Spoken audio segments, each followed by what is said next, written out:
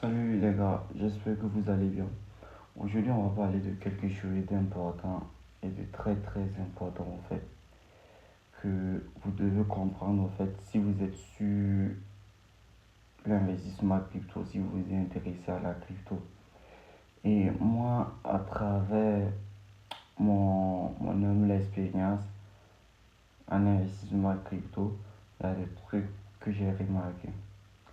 Et ces trucs que j'ai remarqué, c'est quoi? C'est les hommes riches influents et qui ne bossent pas dans le secteur de la crypto.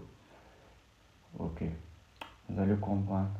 Quand je parle d'hommes riches, influents et qui ne bossent pas dans le domaine, dans le secteur de la crypto, je veux parler des gars comme Trump, je veux parler des gars comme Iman Gadzi, je veux parler des gars comme Andrew Tate, je veux parler de gars comme plein plein en fait, comme les Sam Owens, vous voyez un peu, tous ces grands noms en fait, tous ces grands businessmen, tous ces personnes qui ont de grosses communautés au fait et qui sont pas développeurs blockchain.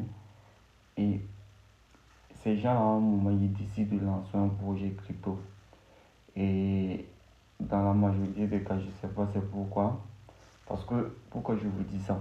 Moi je vous parle de ces gens parce que j'ai juste fait la remarque que lorsque tu investissais dans ces cryptos, dans la majorité des cas tu peux être. Tu vas me dire que c'est faux, mais bon. Et il y a une logique derrière. La logique, c'est quoi? La logique, c'est que ces gens qui sont des grands businessmen, en fait, dans le domaine info, infopreneur, bon, je ne sais pas comment le dire,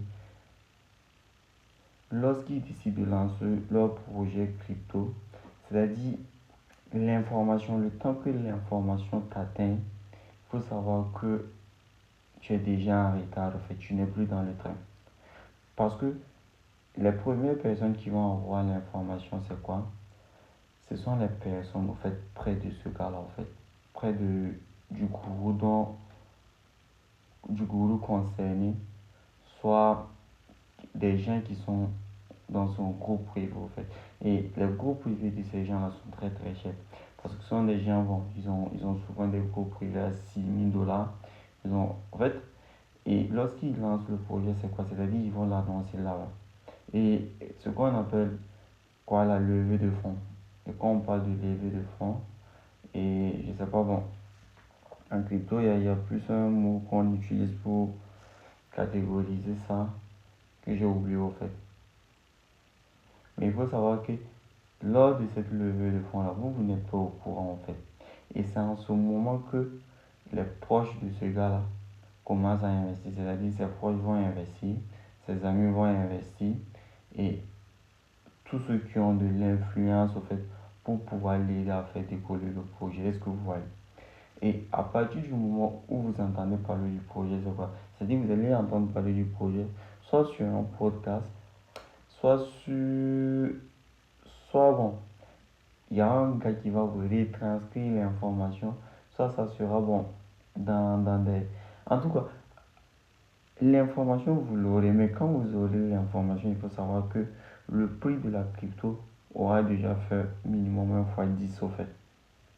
Le prix de la crypto aura déjà fait un minimum fois 10. Mais vous dans votre tête, vous allez vous dire que, ah, bon, c'est primaire au fait.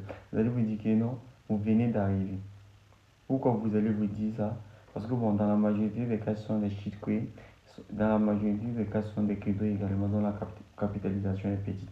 Donc, quand toi, tu vas avoir une crypto avec une faible capitalisation, 1 million de $, 2 millions de dollars, 10 millions de dollars, tu vas te dire que non, cette crypto-là a du fort potentiel et que cette crypto-là peut potentiellement être le prochain chiffre Uno, un, le prochain Dodge, comme ce que bon, on voit très bien que Elon Musk a fait de Dodge une crypto au fait solide au fait en acceptant au fait cette crypto au fait comme monnaie d'échange dans ces différentes entreprises. Donc dans toi, en tête, tu vas te dire ça. Et quand toi tu vas rentrer, dans la majorité des cas, tu vas juste servir de liquidité. Tu vas juste servir de liquidité et le marché va juste, le prix de la crypto va juste se casser la gueule et toi tu vas perdre beaucoup. Et pas, je dis pas là de ne pas écouter bon, les conseils de mecs influents, les conseils de mecs riches. Mais je vais dire que lorsque vous n'êtes pas dans un cercle privé, lorsque vous n'êtes pas proche de ces influenceurs-là, de ces coach business-là, faites attention en fait, parce qu'on l'a vu, Iman Gadzhi, il a lancé un projet crypto et ça n'a pas marché. Ça n'a pas marché, tous ceux qui ont posé, bon, la majorité, ils ont perdu. En côté de l'affaire, la majorité, ils ont perdu. Eux, ils n'ont pas perdu, bien sûr, parce qu'ils étaient les premiers au fait à investir. Et ils ont eu cette crypto-là à un prix que toi, tu ne pourras jamais avoir, au fait. Parce que même avant même le listing du projet, eux, ils avaient déjà leur, comment dire, leur token, au fait. Tu vois.